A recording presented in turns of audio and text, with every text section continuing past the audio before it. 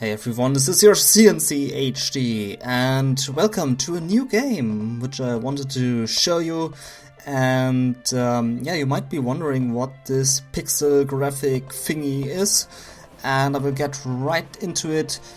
This is called WizardCraft and it's a combination of the Settlers and Warcraft, if you want to call it this way, and it's pretty fun. And we are at version 1.01. It was the full release was on the 27th on May this year. So very young game, and also created by a very small team. As we can see here, very small. And yeah, I want to show you guys this game, as it's a lot of fun. And maybe this could be a thing here on this channel. Of course, if you want. Otherwise I can make a new account to not spam your inbox. So we have the missions. You can select between 40 missions here in version 1.01. You can turn on the casual mode. You can also switch it off. And the first two missions have a tutorial mode, so you can learn the basics of the game, and after that it will get more complicated. To show a little bit of the options, we have here the music, a little bit of SFX, camera speed, very important in my opinion, the camera speed. In every strategy game, always very important. On the bottom left corner you have a little mini-map, but we will get into this later. Then you can turn on and off the weather effects with rain and snow and the thunderstorm. Pretty good effects there. You can also display paths here of your little guys here, for your little peasants. Chopping sound if this is annoying you with chopping, but I recommend to enable it. Okay, so day and night cycle. You can also turn on the night here, but as you can see here right now, it is getting darker and darker. But for this kind of review thing, I will turn that thing off so we can see something, because right now I can't see anything. You can also adjust the game speed. You have very fast settler style. The old Settler 2, very fast, or you just can slow motion it. But enough of the babbling, let's go right into that. Also music, very great. But some of the tracks are a bit weird in my opinion, but most of the tracks are pretty good. So to show you guys this game, I will go into, let's say, the 8th mission. Oh no, let's jump right into the 16th mission. We'll turn on the casual mode.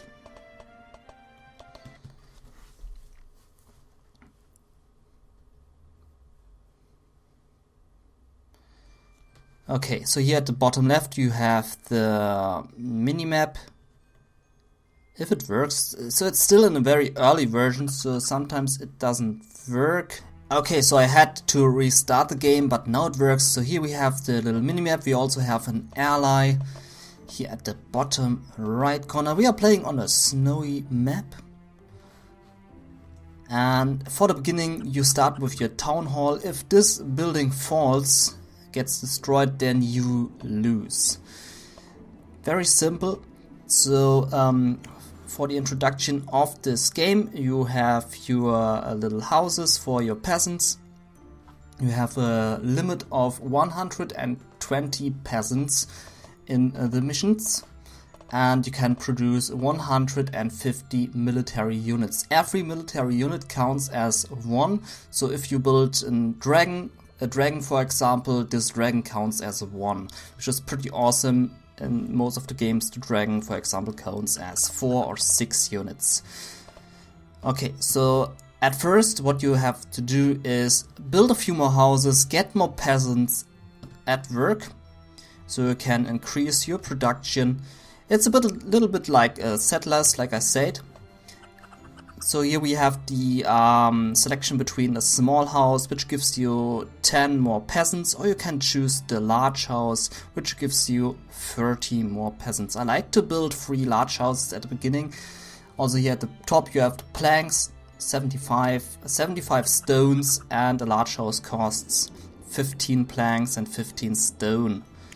So if you pop 3 large houses here at the beginning, you get 105 peasants, which is pretty awesome. Then you have enough resources to build up your economy. For that you go here to raw resources. There you have the choice for the beginning between the lumber mill and the stone mason. Those 2 buildings are very important in the beginning to increase your planks and stones. If you forget the lumber mill, then it's game over, because then you cannot produce any planks. So don't forget that building. I sometimes forgot it and I had to restart the game. It was a bit annoying.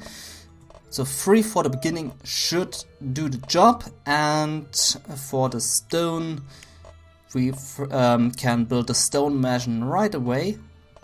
Hope it is pronounced correctly by me. Stone. For that you need here the boulders. Boulders your peasants collect from the ground. You have here all the little boulders here at the ground. And you can also here mine from this location when you place a stone mine on this spot.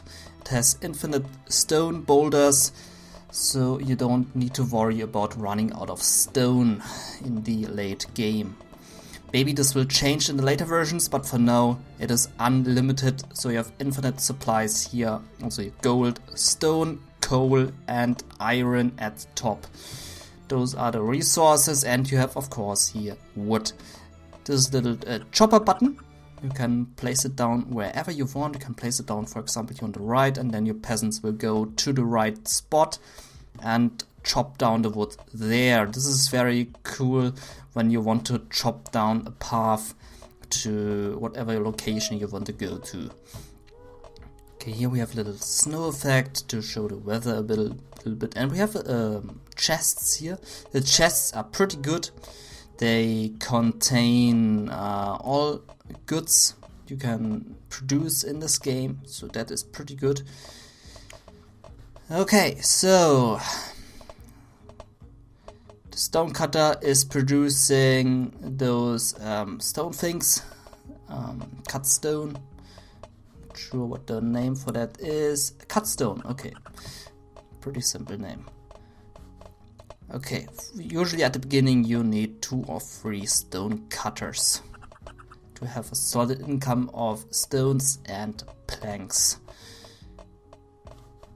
Next we have the coal mine, but before we build this thing, we will build a food production. You have here the production for food, the tab for food production. There you can build farms.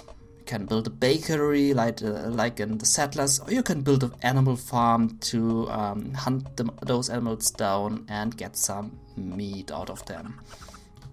Also need a well for the water to bake your bread. Very simple stuff. So for the beginning, usually you build 2 or 3 farms and well, bakery. And this is your food production, and with the food you can get the mines to work, because like in Settlers, if you played the game, you know it from there, the miners need food to actually do their job, which is understandable. If you sit in a mine and you don't have food, you don't want to work. Very normal stuff. Okay, so for the military stuff, next we come to the military category. You need, for the beginning, 1 coal mine, 1 iron mine to get an iron smelter going. The iron smelter is very important for your sword and shield production, also for the bows. You have here the bower, armorer, blacksmith, and for the artillery heavy artillery stuff, you have the artillery foundry. But I usually stick to the blacksmith, armorer, and bowyer, or bower, whatever it is pronounced. Also the barracks, important to train your military units. Okay, the enemy should attack soon, I think. We also have here walls, good for protection. Okay, barracks. So let's get the blacksmith going, the armorer, and the bowyer, or bower, whatever it is pronounced. You can also adjust the amount of workers you want here to harvest the wood, or to gather the resources from the production buildings. Here you have your gatherers. They carry around all the goods and bring them to their production facilities. Iron smelter, for example, needs coal and iron, and if you have enough gatherers, they will pick it up at the coal mine and the iron mine and bring that to the iron smelter, or they just drop it down here in your castle. You have here at the top position the resources, where you can view your resources. I, for example, have too much logs. I need to put that down to 0, so I can concentrate more here on the production. And planks, for example, is very good, the amount. And you always need to look here at the resources tab, so you don't have a very bad production or too much production. So this always needs to be balanced to have the best game, obviously. You also have here at the top the diplomacy tab, where you can trade with your enemies or with your ally. You can declare war.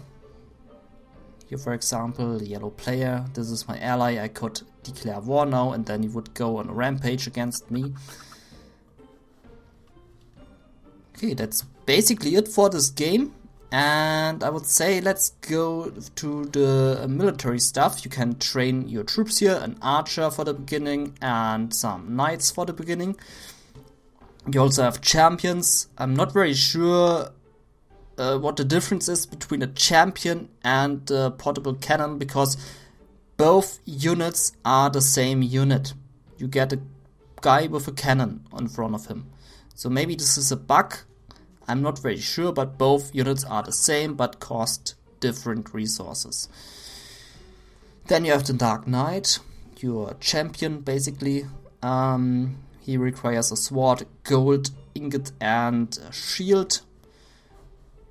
Can produce all, for example here with a gold mine. There goes the gold mine, and then the gold smelter produce the gold ingots. Gold is basically the very important resource for your units.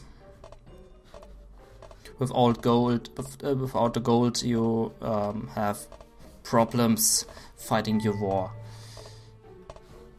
Okay, I'm a bit slow here because of talking too much. I would say let's jump right into a game which is fully developed to show you the military system. Okay, to return to a fully developed match. So here we have our military might. Let's turn off the guards so you can see them. We have a lot of bowers here, a lot of archers, I mean. Here we have the dragons. Dragons, one of my favorite unit, to be honest, but they do cost a lot of resources. They cost 5 gold ingots, which is very expensive for a unit, but they only cost 1 slot here at the military units, like I explained in the beginning. Turning them on guard mode is very important, so they don't wander off to nowhere. That's why I set them on guard. We are facing the undead in this mission, and we are facing the normal enemy here at the bottom right, bunkered in here with towers and vaults, and he also has traps here, which we can't see, but there are traps. The traps are basically this thing here, spike traps. You can place them down here at the ground, and once an enemy walks over them, the spikes will kill the enemy units. Okay, so let's introduce the units a little bit. We have here our barracks, like I said, you have your 5 units. You can also automatic, let them build automatic here with the click auto, then it will build automatically the units. Oh, very loud here. Okay, so here, this is your magic tower. With the magic tower you can build 4 types of mages. You have the storm wizard, the necromancer, the fire wizard, and the ice wizard. The ice wizard is very strong as it can turn enemies into ice blocks for a short period of time, which is very effective. And here we are facing a battle now. So it's basically clash of the armies, and you have to make sure that your army doesn't do shit and run into the death. So it depends on the unit mix, how well you are doing the fight, like in every strategy game, I suppose. For example, with the mages you can turn the tide of the battle very good, as they have lots of powerful attacks.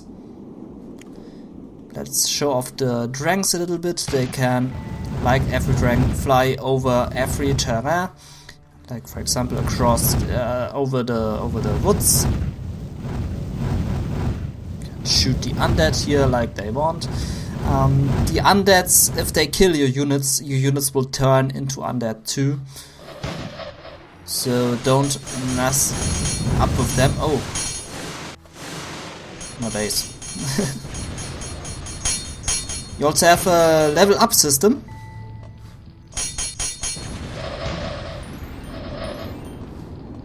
Here we can see the number 18. You can collect points here at the top by killing units, like in Command & Conquer. But in Command & Conquer it counts for the unit, here it counts for all units. Then you can go to your castle and select the upgrades here with your promotions. You can increase the health of your units, the defense, you can make the units stronger, you can give them more health potions or mana potions. Every unit carries around potions with them. For example, here the mage, very loud there. Here the mage, for example, carries around a health potion. You can see it here at the bottom. It has 0 defense, and this is the attack. Mana points, health points. Can also summon spiders if he wants to. We could make our units stronger now with 21 points. For example, increasing the health, the defense, and making our spell damage stronger. And then some basic upgrades. Okay, so dragons are like rocket buggies in 0 hour. They fly around very fast and they can snipe units and then just escape to the water or to whatever place they want to go. Here's the crypt. When we destroy the crypt, no more undeads will spawn on this map. So here we have it, the crypt. But we need to be very careful not losing too many units to the crypt, because they will turn our units to undead. So let's show you a little combat here with our unit blob.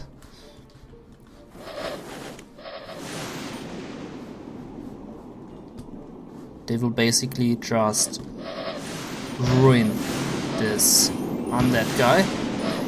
We can hear they are using all sorts of potions, like health potions, mana potions, so they can kill the enemy very effectively. Okay, so that's it for the undead player. He's dead now and we will not face him anymore. You also have control groups here, but you cannot select them with CTRL and pressing a number, so that's a bit weird. So if I do this now, CTRL and a number, it will not create a group. You have to select the units and then click on the group. Maybe they will change this in the future, as this is very common in every strategy game that you can select groups with CTRL and pressing a number. Okay, we have little stones here at the top. Those are magic stones. We also have a few here at the top. They are in all sorts of colors. And we have the wizard shop to do something with them. Here, the wizard workshop. I need to defend my base, 1 second.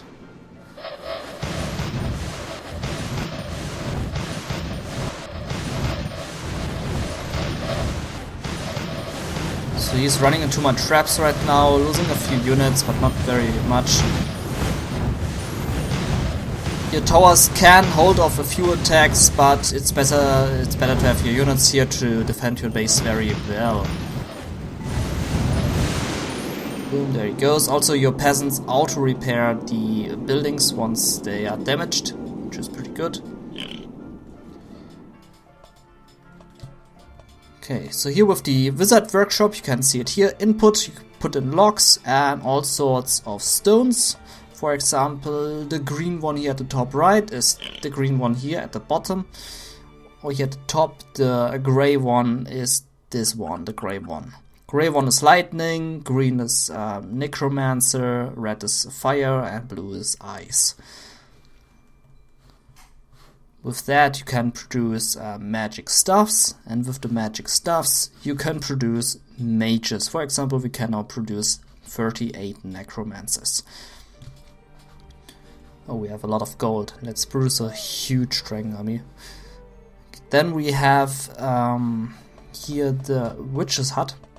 With the witch's hut you can produce health potions and mana potions. Water is collected through the well.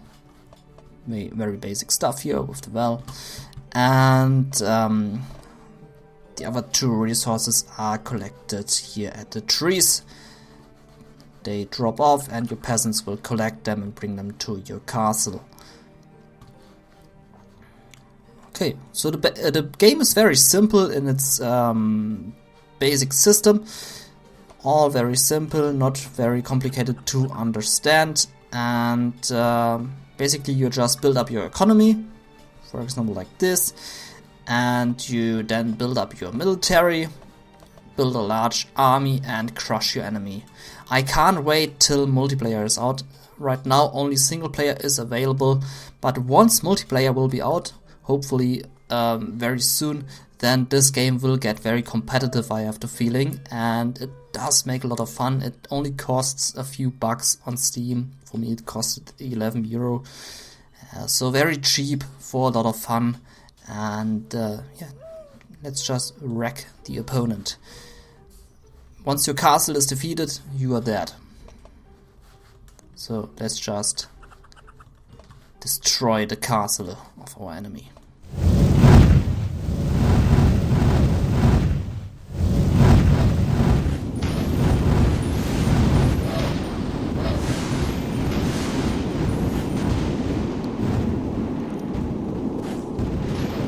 Also it runs very smooth as we can see, but that's no surprise with the pixels here. Not a lot of graphics to load. So very smooth gameplay. The units react to your actions smoothly, no lags. And yeah, so there's the castle. You just destroy the castle, boom, victory. And that's it, that's the game. I really recommend you to play it. Awesome game, and if you would like to see more of this, I can surely do a playthrough of this. A walkthrough game, playthrough, tips, tricks, whatever. Just tell me. Really cool game, and yeah, just wanted to show you this gem on Steam right now. Bye bye.